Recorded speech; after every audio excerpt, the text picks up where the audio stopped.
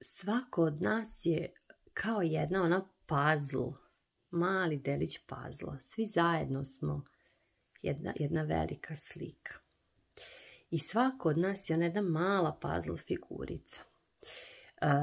I na nekoj od tih puzzle figurica će biti neki važan detalj, poput ključa ili poput, ne znam, neki element što ćemo prepoznati kao nešto što je najvažnije. Na nekom drugom će biti možda trava ili nebo ili neka boja, jel? I može nam se desiti da razmišljamo kao vidi, ova osoba koja nosi ključ je vrednija od mene, ja sam samo nebo ili ja sam samo trava ili sad ja mešam više tema, ali nekako želim da vas podstaknem da razmislite o nečemu. Da svaka ta i najmanja, taj puzzle, svaki deo puzzla je jednako važan.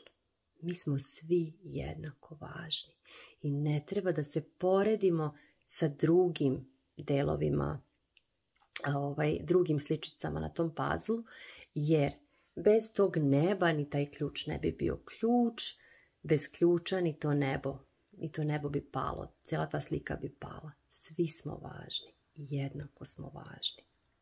Drugačiji smo, takvi treba da budemo, različiti smo. Ali ono što želim da vam kažem sa ovim današnjim, šta je moja poruka? Da radite na tome, da osvestite šta ste vi, koja ste slika, kakav je najvažnije kojeg ste vi oblika.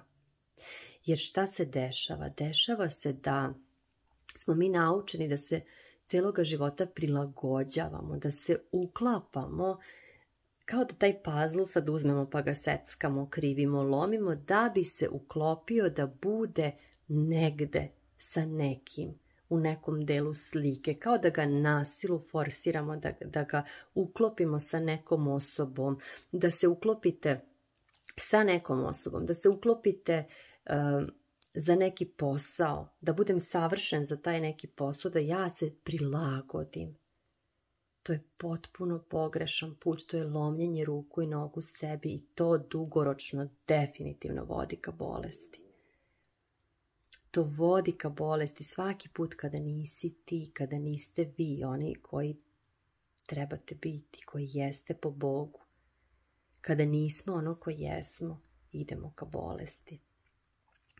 I zato vas pozivam da razmislite, da osvestite ko ste, da prihvatite ko ste. Ko sam, kogod da sam na toj slici, na tom puzzlu, kao takav sam jedinstven i nezamenjiv. I negde me kao takvog baš čekaju. I idem tamo u svoju pravu istinu. I to je jedini put da stvorimo svet koji je već stvoren, odnosno da svako dođe na svoje mesto.